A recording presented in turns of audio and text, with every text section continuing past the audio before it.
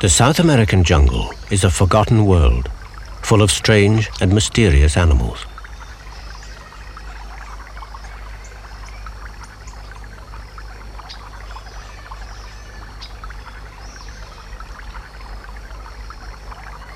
The Amerindians believe that a giant water dog lives here.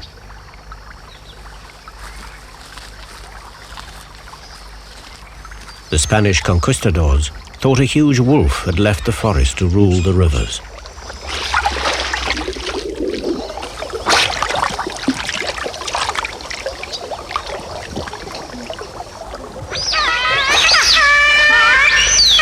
An unearthly wail proclaims the arrival of this king of the water world. It's the cry of a giant otter.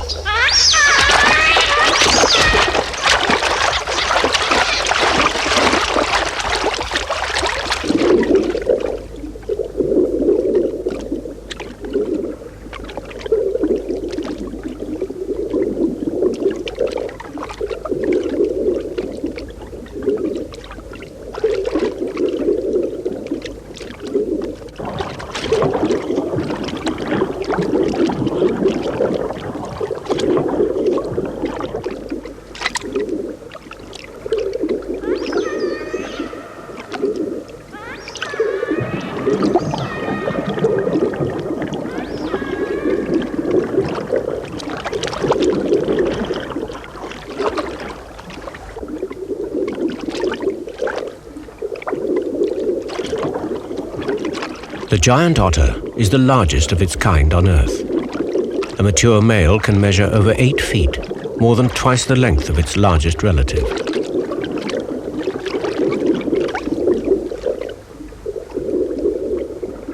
It's also the world's rarest otter. Due to its great size and the velvet quality of its fur, its pelt was in great demand for coats and handbags in Europe during the early 1900s. Today, otters are fully protected, but the illegal trade continues. If a way isn't soon found to stop the demand for their fur, these majestic animals will be lost forever.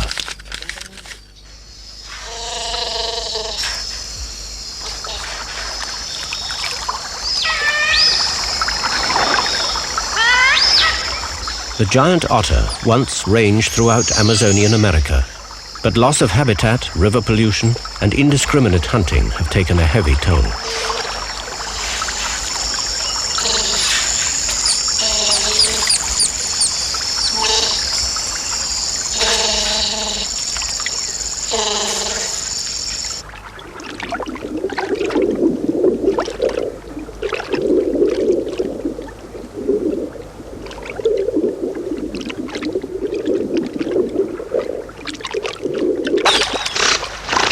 They live in close family units of up to 30 individuals. But to see a large group like this one is a rare privilege today. Their bold and aggressive behavior makes them easy targets for hunters.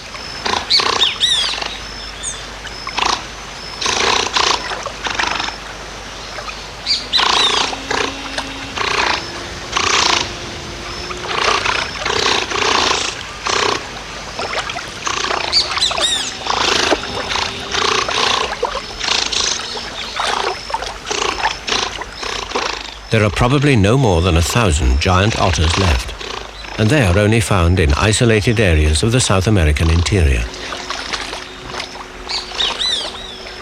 One of these is the Rupununi region in southwest Guyana.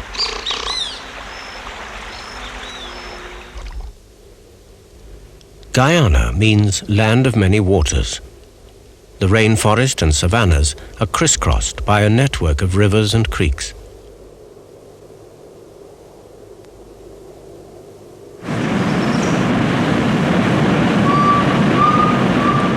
Numerous rapids and waterfalls, such as Kaieteur, the longest single-drop fall in the world, make the rivers unnavigable and keep man at bay.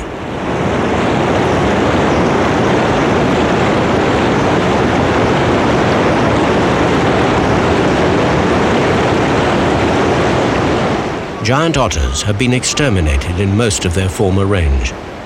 The Guyanas, Suriname, and isolated pockets of Peru are their last stronghold.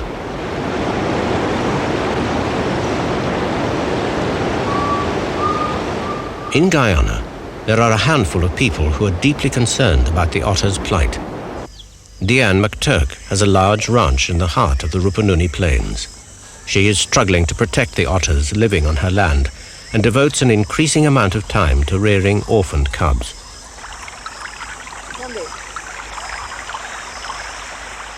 Every day she takes her cubs for a swim in the Rupununi River. She hopes that eventually these youngsters will return to the wild. In the meantime, she tries to be a surrogate mother, teaching them all the skills they will need in their natural environment. Come here, Mitch. Come, Samira, where are you? Where is Samira? Come, you, my little one. Baby's in the hot, my God. Come with me. What you do? Come, baby. Come, baby. I got my baby again. Come here, Rufus, baby. Come here, Rufus, and then...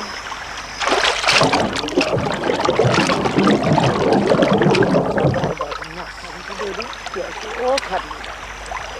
What you want is your lunch. You want your lunch.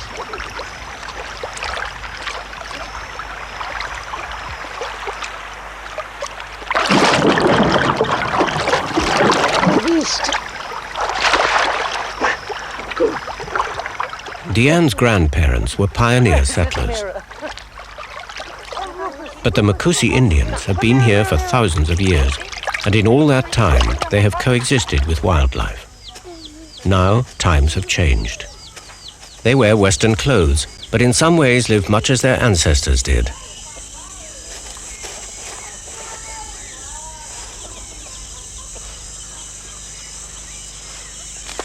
Cassava here being made into a local bread, and fish are still their staple diet. But foreigners have introduced new commodities, alcohol and tobacco being the most popular.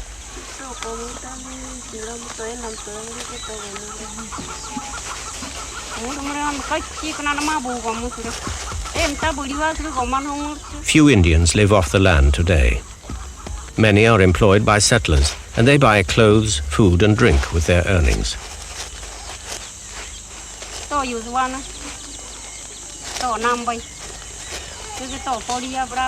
Money has changed their culture and way of life. It has given them a reason to kill rare wild animals and sell their pelts.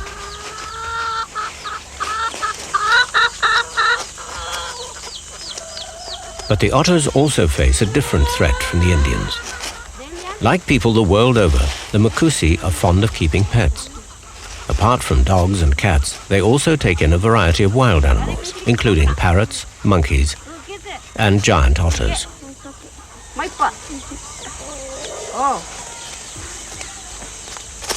Otter cubs are adorable, but difficult and demanding to rear. It's when the youngsters become sick or weak that the Indians tire of them and take them to Deanne. The Indians illegally catch cubs to sell them. The people who buy the otters encourage them and further threaten the species.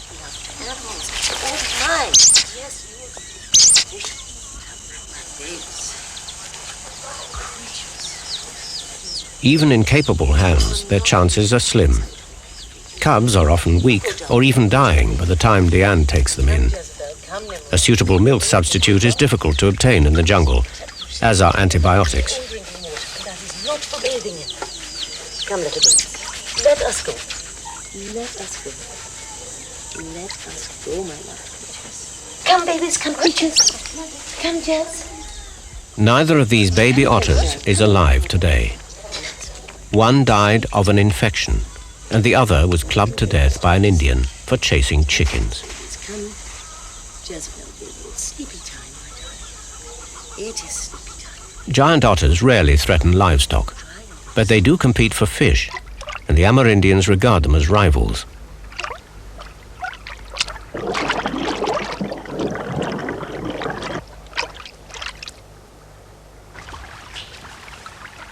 Fish is an important source of protein for the Makusi, and skilled fishermen are highly respected. Today, the Indians fish with a hook and a line. It's a simplified version of tackle introduced by the settlers. True to legend, South American rivers teem with piranha. Their reputation for stripping a man of his flesh in minutes makes them one of the most feared fish in the world.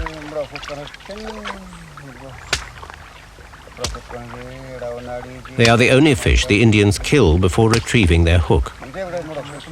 Fingers are easily lost to their razor-edged teeth.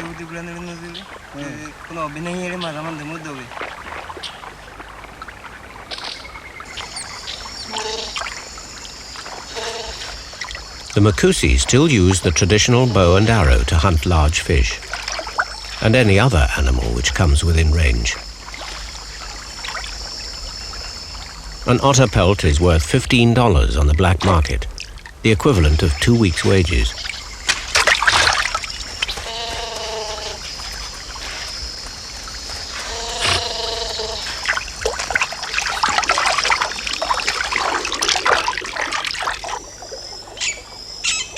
Large webbed footprints are easy to track in the soft mud.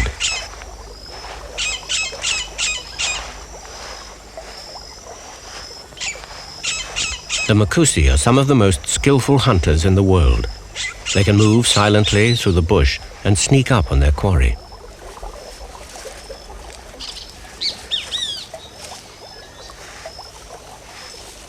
An unexpected encounter with a peccary diverts their attention away from the otter.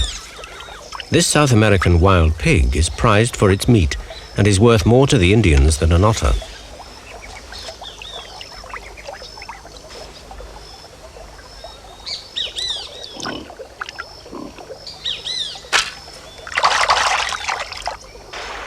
The pig is lost to the river.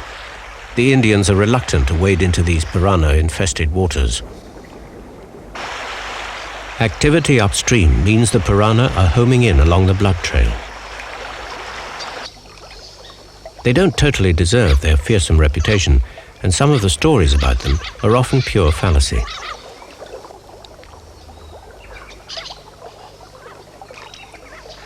They approach with caution, but as soon as the carcass snags on a drowned tree, the fish close in. Within minutes, the water around the peccary is a mass of snapping jaws. In half an hour, the pig will be reduced to bones.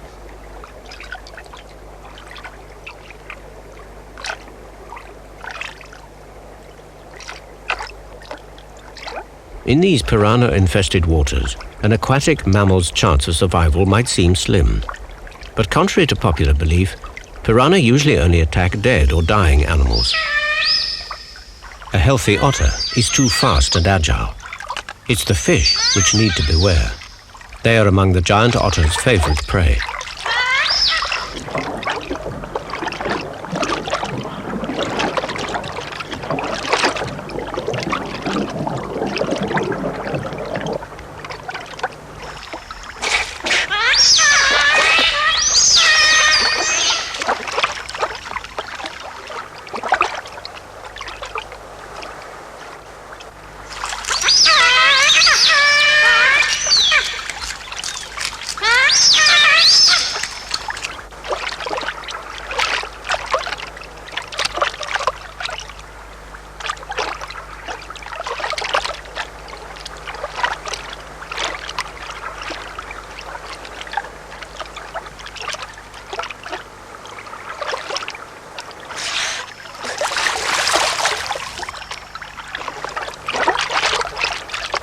Although otters live in close family groups, they never share their catch. Instead, they guard it jealously, warning the others to keep their distance. This otter has caught a large black piranha, about 2 feet long and weighing about 7 pounds. Like the Indians, otters handle these fish with caution. Prey are usually eaten head first, but a piranha's jaws are left until last. Small fish swarm round the feeding animal, scavenging for scraps. Each otter can consume about 20 pounds of fish every day. It's their enormous appetite which brings giant otters into conflict with man.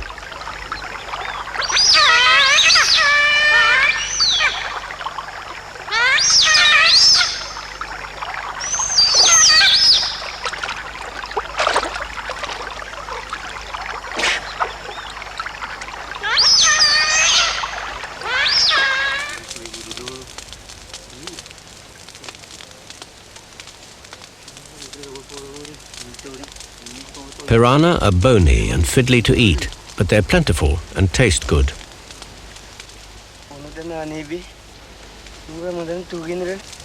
The rivers teem with fish, and predators like the giant otter have little effect on their numbers. Man, however, is beginning to upset the balance. The Indians now use nets to catch fish. These are effective, but undiscriminating and wasteful. These men have caught more than they need. Unpalatable species and fish spoiled in the sun are discarded.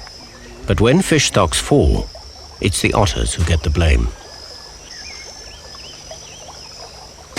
The fishing expedition has not gone unnoticed. Vultures have an uncanny ability to spot a potential meal.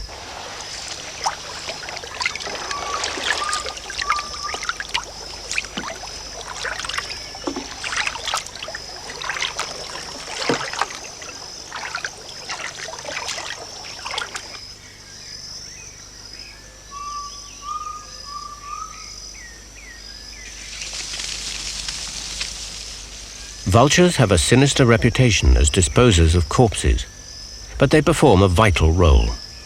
By keeping the land clear of rotting flesh, they help to reduce the risk of disease.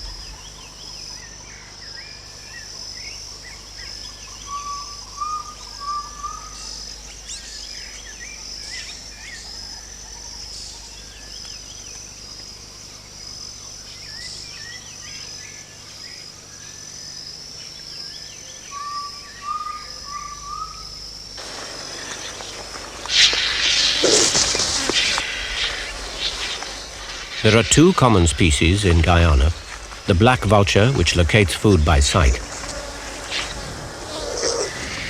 and the more aggressive turkey vulture, which relies on its keen sense of smell.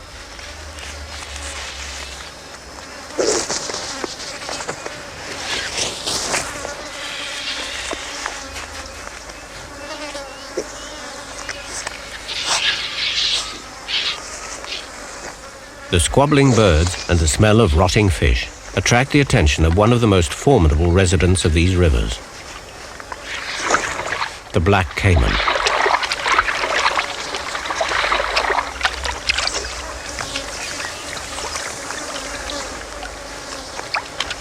Caiman are South American alligators and can grow to over 18 feet long. This one is nearly full grown.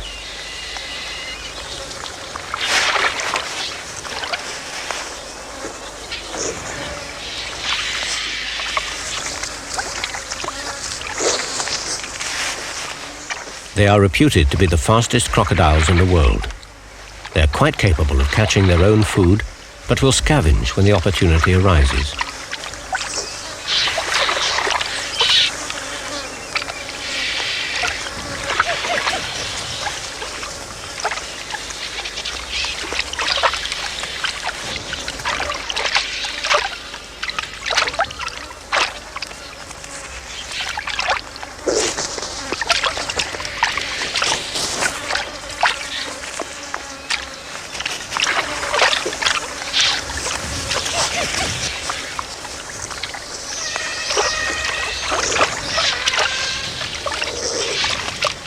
It's hardly any wonder, with such large and ferocious neighbors, that otters have grown to Goliath proportions here.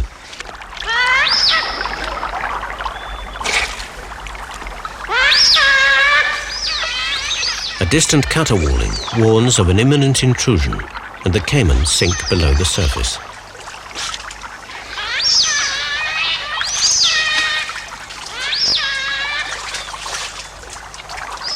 For sheer speed and agility, even these huge reptiles cannot challenge the giant otter for supremacy in the underwater world.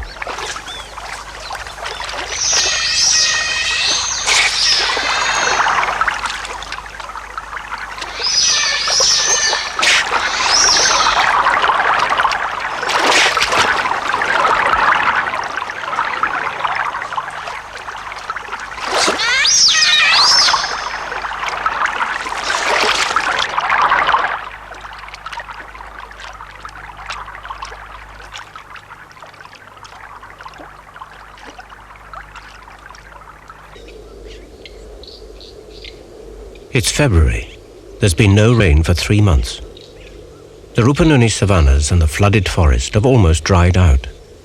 A few isolated pools dotted over the plains are the only wet areas left.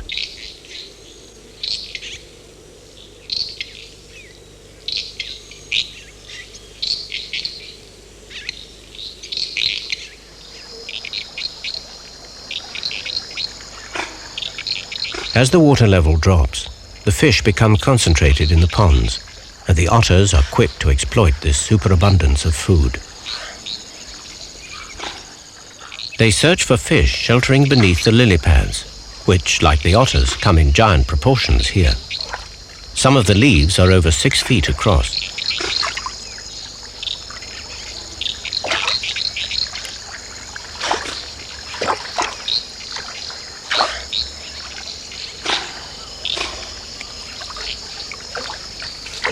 Giant otters are diurnal and hunt mainly by sight.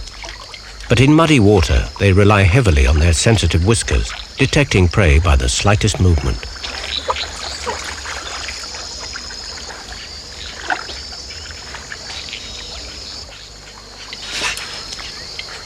Like otters worldwide, they are particularly fond of eels.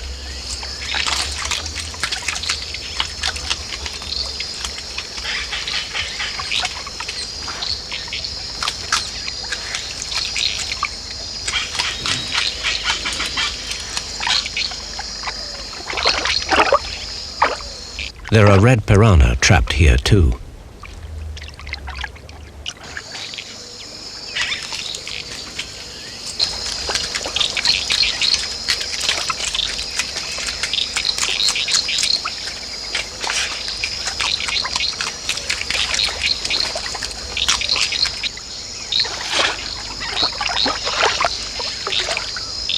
Replete, the otters relax in the shallows.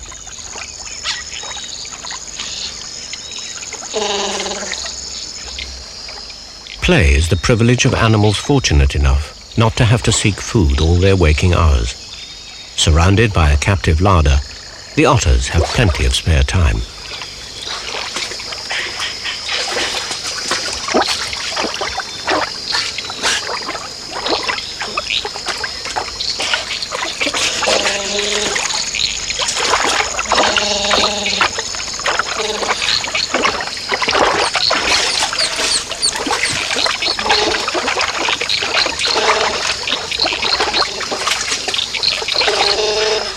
The otters are not alone in exploiting this surfeit of trapped food. Several species of kingfisher fly in to join the feast. This is an immature Amazon kingfisher.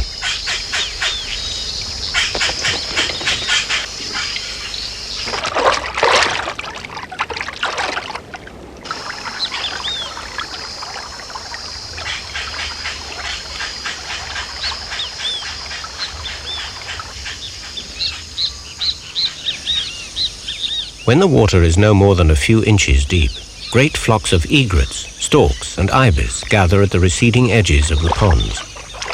It's a time of plenty. Fish stranded in the shallow water make easy pickings.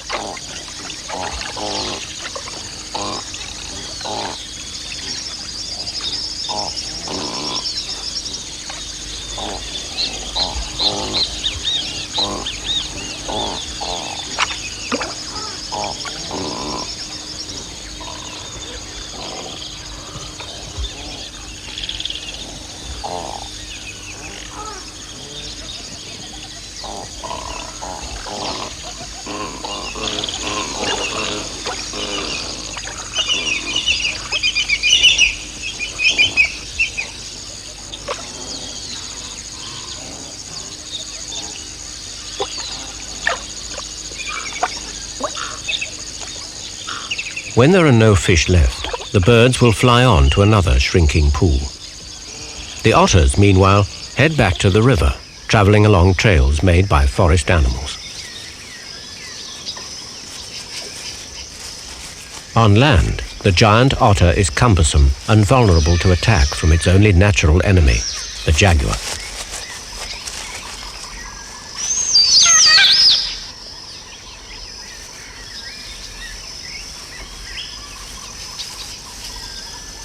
This large cat is South America's ultimate predator and will kill any animal which comes within range.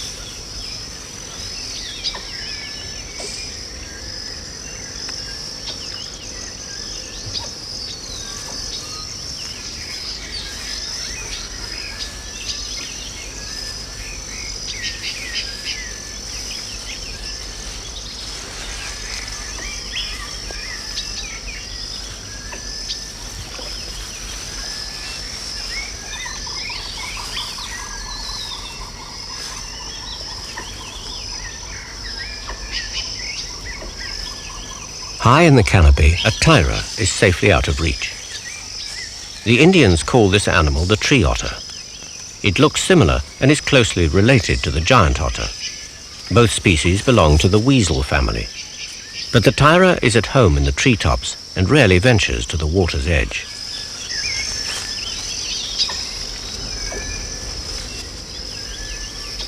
The jaguar moves on to hunt more accessible prey.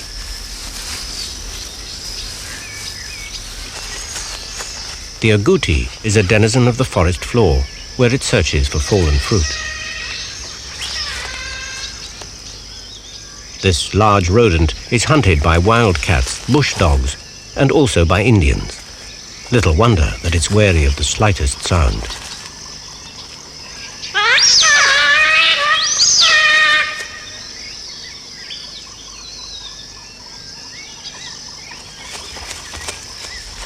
But a giant otter is no cause for alarm.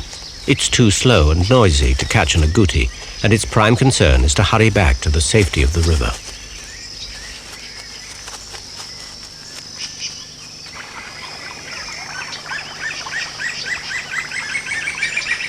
The creek water is tea-colored, stained by acids leaching from rotting leaves.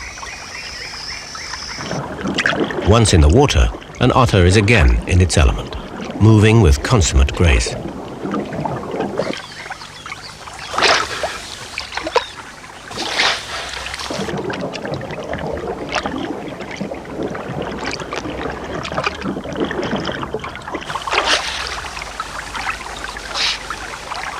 The giant otter has a bold and extremely inquisitive nature.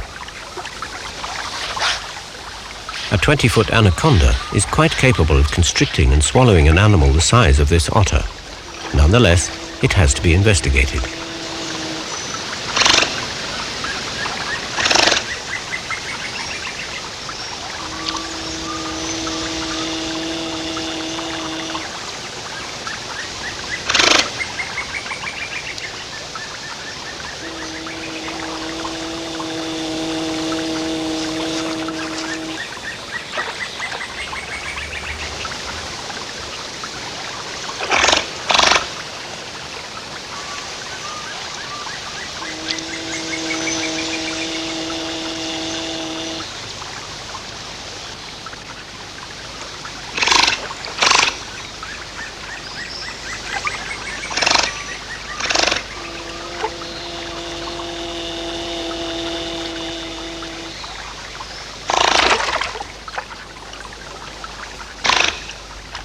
Like a mongoose, the otter is quick enough to keep out of striking distance.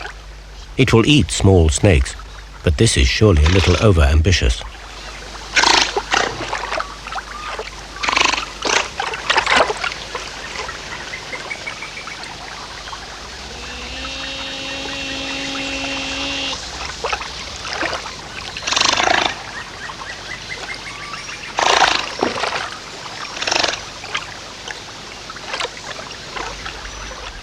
Curiosity satisfied, the otter moves on.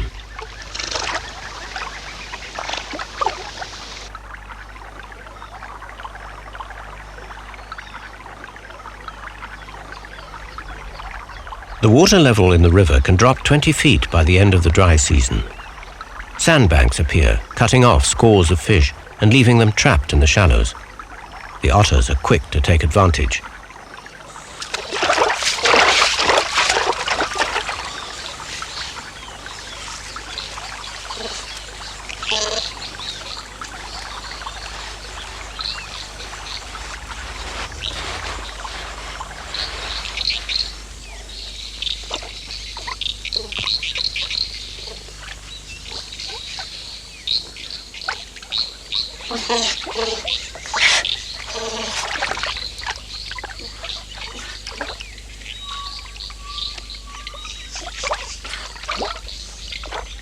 The pools serve as a nursery for baby caiman. There's plenty of fish to eat, but with little cover, these reptiles are vulnerable to predators, including the giant otter.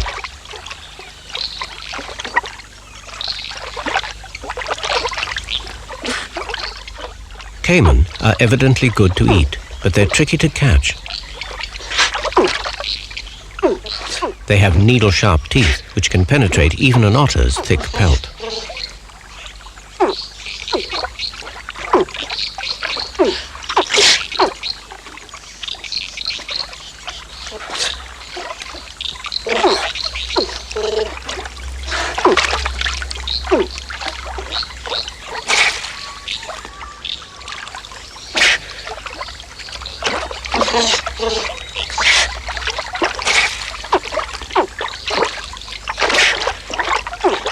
The caiman puts up a brave fight, but a foot-long reptile is no match for a 7-foot otter. But most of the caiman will survive. They are just not worth the effort. Even piranha are an easier option.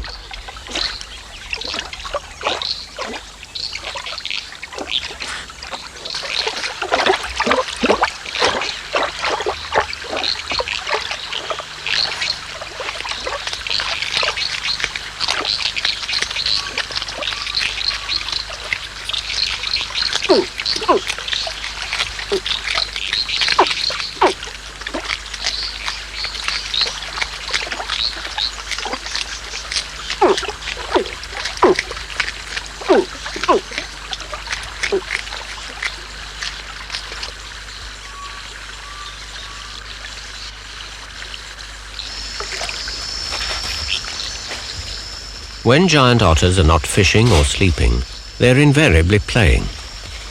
They pair for life. Play reinforces this partnership, and they become virtually inseparable.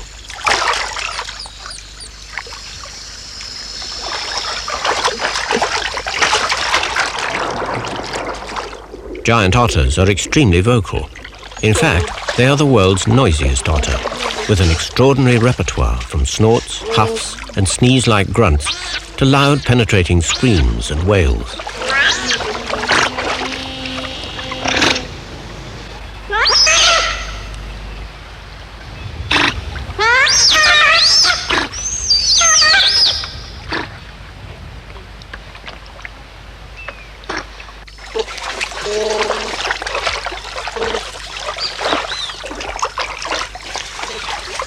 Each family claims its own stretch of river, usually between 2 and 4 kilometers.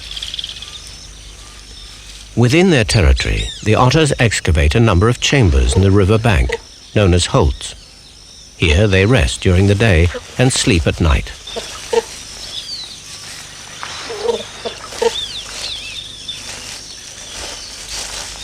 Giant otters go to great lengths to scent mark their territory with urine and strong-smelling droppings called spraint. There's always a spraint site near each holt, usually on the bank above it. The scent informs other giant otters that the area is occupied and probably enables them to determine the owner's age, sex, and breeding condition.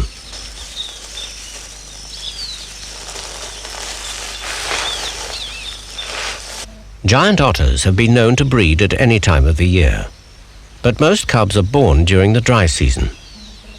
When the river is low, the breeding holt is unlikely to be flooded, and with the fish concentrated in the river, there's no shortage of food.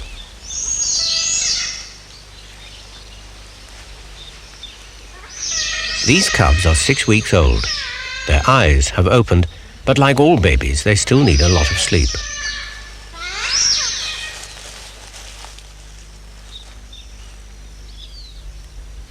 sufficiently independent to be left alone for short periods, but their parents return every few hours to check on their well-being.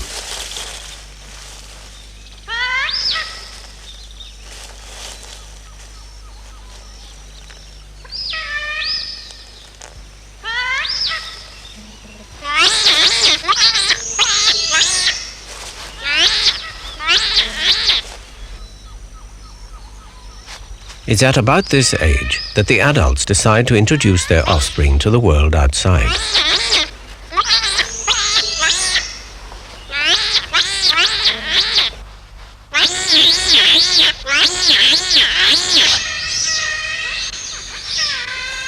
One parent surveys the river first to make sure that there are no jaguar or passing Indians nearby. Both might take the babies.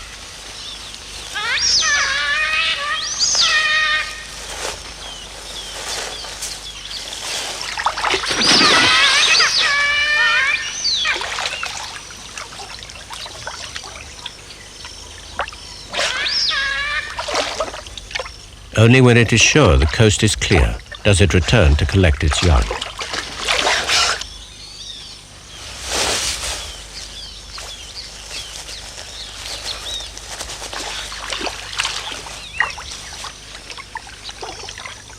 The adults confidently enter the water and head upstream, encouraging their cubs to follow. But for a baby otter, the river is a strange new world where the unknown lurks round every corner.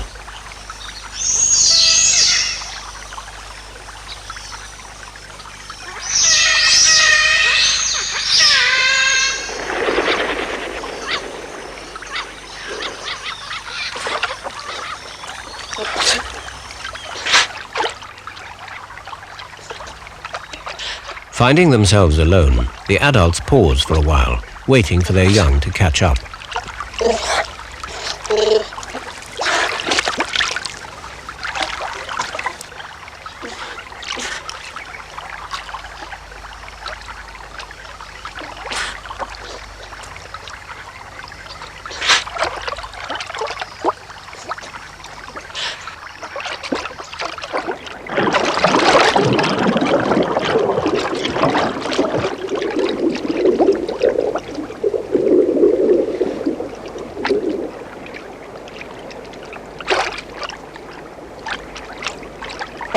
But otter cubs are not the water babies one might expect. The river is cold comfort after the warmth of the holt, and the cubs are very reluctant to get their feet wet.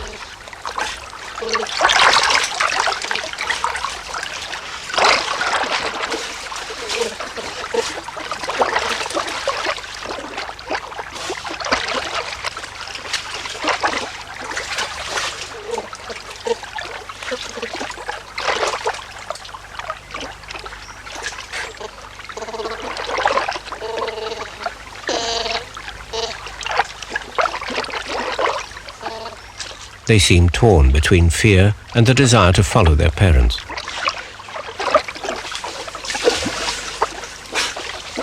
After a great deal of persuasion, the youngsters make it to the water's edge, and that, it seems, is quite far enough.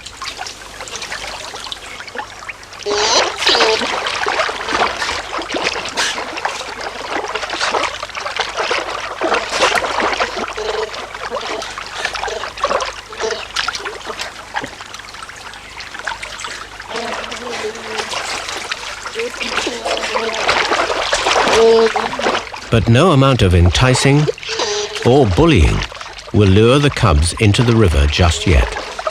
It could be days before they'll finally take the plunge.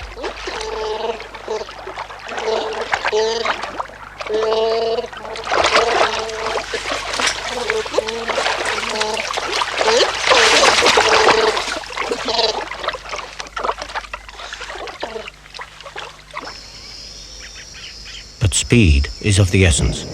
A distant rumble signals an end to the drought. The otter cubs must be able to swim before the flood.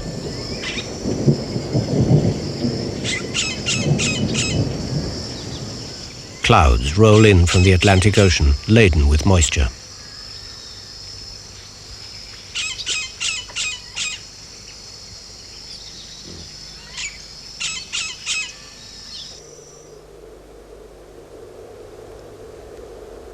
The rain falls gently at first, enveloping the forest in veils of mist. It's but a brief interlude before a storm.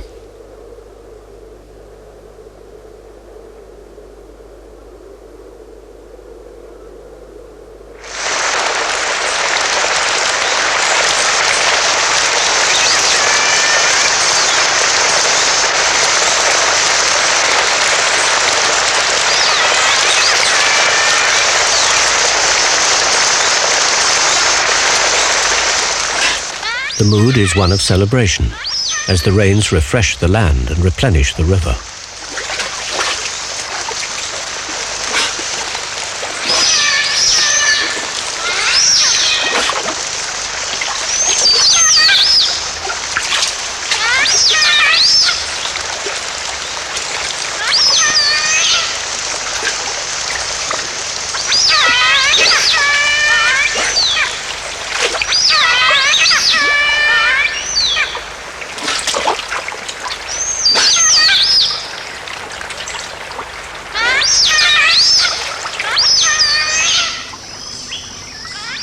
Within a few days, the banks are splashed with color, exotic hues found only in the tropics. Orchids are common here. These are epiphytic species, which means they use trees for support but take no nourishment from them.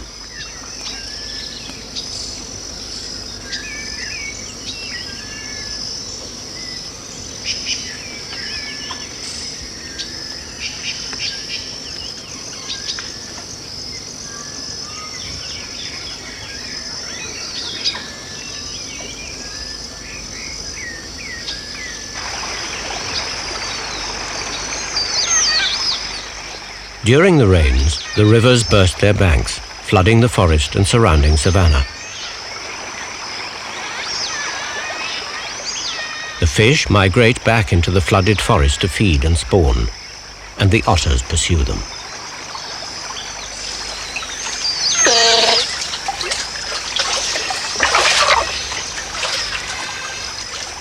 For the next 4 months, the otters return into this impenetrable jungle, where they are beyond the reach of man and free at last from persecution.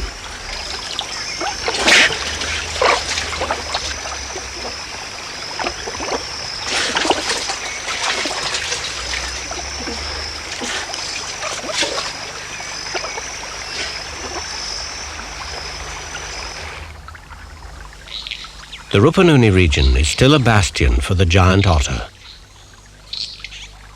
But 50 miles away, across the border in Brazil, the otter population has been decimated by hunting and habitat destruction.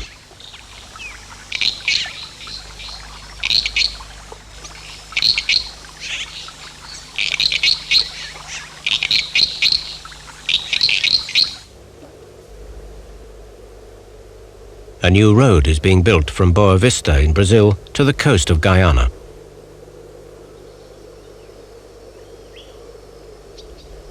This will pave the way for hunters, fur traders, and foresters.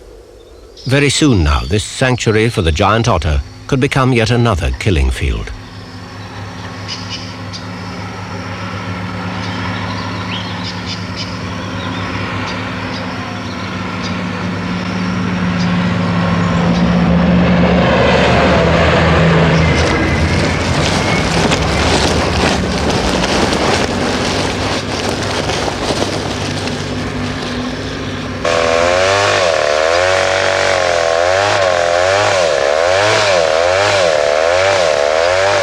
As in all South American forests, the chainsaw has replaced the axe. A forest giant, which may have taken 200 years to grow, can now be felled in as many seconds.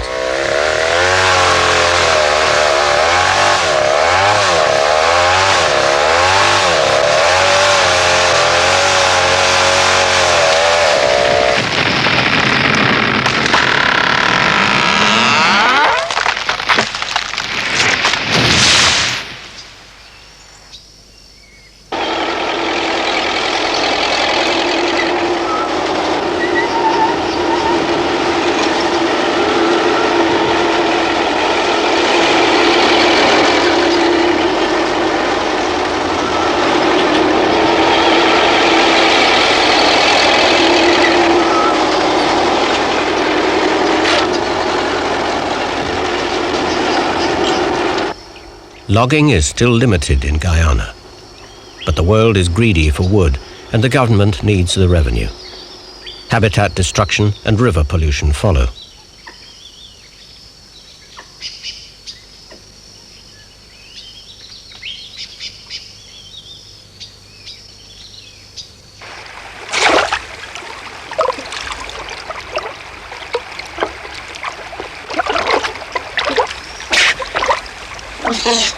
The giant otter needs all the help it can get. Deanne McTurk's efforts will have little effect on the world population of this beautiful creature. But at least the groups which live on her ranch have a chance of survival. Yes, I know. It's lovely to see you both. You had enough swimming and you wanted eating. We had enough swimming and you wanted eating, didn't you? You want eating?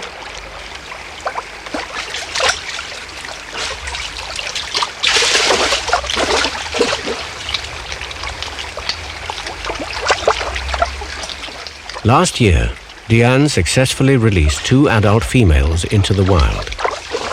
During the rains, like the rest of their kin, they disappeared into the tangled forest. 5 months later, Deanne was told that both animals had been killed. But 2 months afterwards, she was thrilled when both otters returned, hungry but healthy.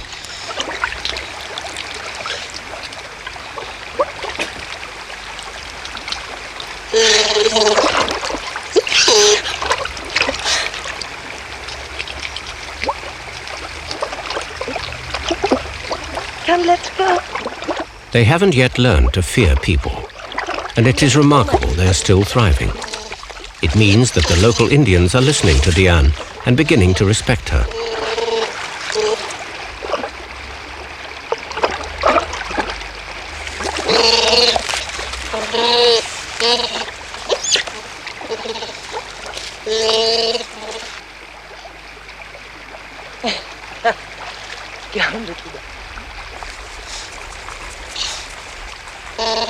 More remarkable still, the females returned with 2 unknown males.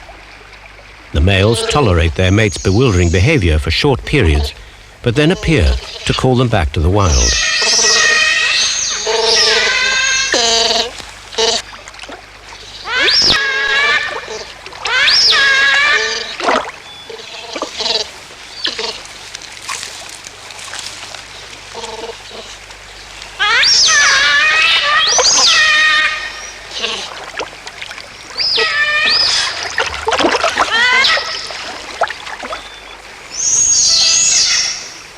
The latest news is one of the females has given birth to 2 cubs. Deanne is trying to persuade the Guyanese government to designate this region of the Rupununi as a wildlife reserve. It may only be a tiny fragment of their former range, but it is just large enough to offer protection and hope for the giant otter.